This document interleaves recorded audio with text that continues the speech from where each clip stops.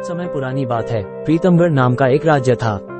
वहाँ के राजा की कोई संतान नहीं थी और राजा भी अब बूढ़ा हो रहा था।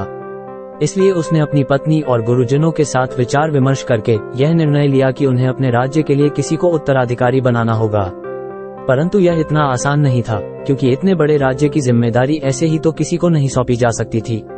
तब राजा ने एक बहुत ही सुंदर महल बनवाया और महल के मुख्य द्वार पर एक गणित का सूत्र लिखवाया।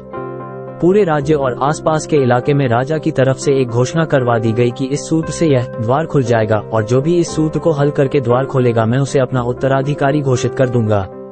इस प्रतियोगिता के लिए 10 दिनों का समय निर्धारित किया गया। राज्य के बड़े बड़े गणितज्ञ आए और सूत्र देखकर लौट गए। किसी को कुछ समझ नहीं आया।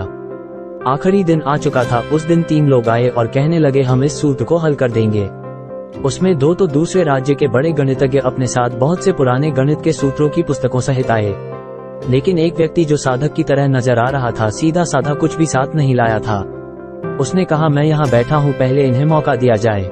दोनों गहराई से सूत्र हल करने में लग गए लेकिन द्वार नहीं खोल पाए और अपनी हार मान ली। अंत में उस साधक को बुलाया गया और कहा कि सूत्र हल करिए, आपका समय शुरू हो चुका है। साधक ने आंख खोली और सहज मुस्कान के साथ द्वार की ओर गया। साधक ने धीरे से द्वार को धकेला और यह क्या? द्वार खुल गया। राजा ने साधक से पूछा आपने ऐसा क्यों किया? साधक ने बताया जब मैं ध्यान में बैठा तो सबसे पहले अंतर्मन से आवाज आई कि पहले ये जांच तो कर ले कि सूत्र है भी या नहीं, इसके बाद इसे हल करने की सोचना, और मैंने वही किया। दोस्तों, जिंदगी में भी कई बार ऐसा ही होता है जब कोई समस्या होती ही नहीं और हम अपने विचारों में उसे बड़ा बना लेते हैं और उस समस्या का समाधान निकालने की उधेड़बुन में लग जाते हैं और अक्सर दूसरों से सलाह मशवरा करते हैं कि कैसे इस समस्या का समाधान निकाले या उस परिस्थिति से कैसे बाहर आएं, जबकि उस समय हमें आवश्यकता है अपने अंतर्मन की आवाज को सुनने की, जरा सा धक्का देने की।